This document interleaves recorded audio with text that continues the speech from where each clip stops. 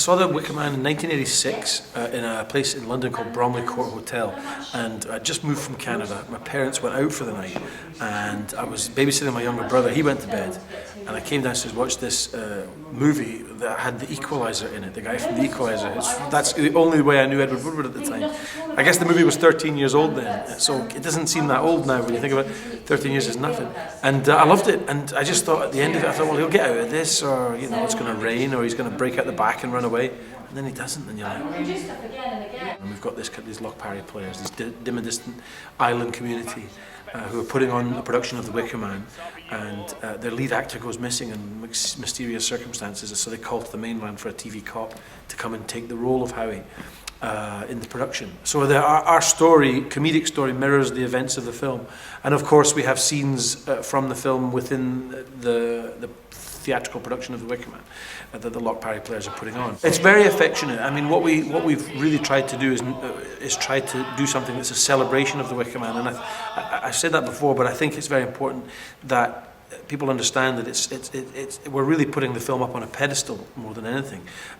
It's not like a scary movie pastiche, or like Airplane, where you're taking the horror conventions and making fun of them.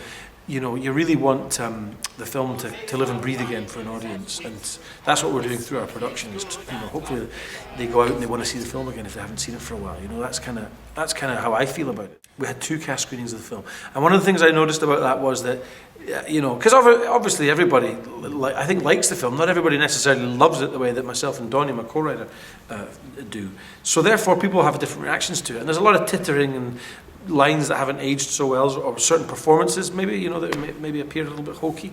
So people are tittering and laughing, and then of course the last 20 minutes, utter silence, and you think, wow, maybe the film's benefiting from aging. And some films age badly.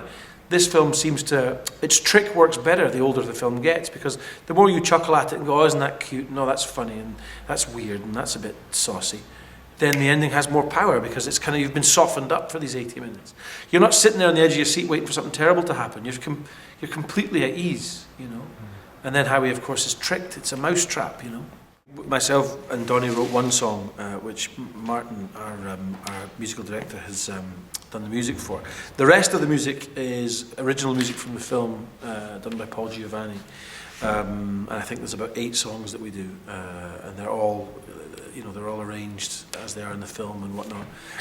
You'll never love another, although she's not the kind of girl to take home to your mother. And they're lovely and they're brilliant. They tell, they do what great music and film and great musicals do, which is tell the story through the songs. I think that's the other thing that's important about this production, is that if you are going to do a production of The Wicker Man, I think you really need that music, because it's so evocative of the creepiness of the film. I met Tony Roper the other night, and he was asking how it was going, and Tony Roper was in the director's cut. He was the postman at the beginning. And there's a lot of actors, still working in Glasgow. Juliet Cadzow, Barbara Rafferty from Ramsay Nesbitt, Edie McCready from, Juliet Cadzow was Edie McCready in Balamory. She was in The Wicker Man. I love that. There's a lot of actors, who hopefully will come along. I'm sure that Christopher Lee will be invited. It'd be amazing if he came to see it. It'd be absolutely amazing, and it would be heartbreaking if he didn't like it, because it is in the spirit. It is a celebration.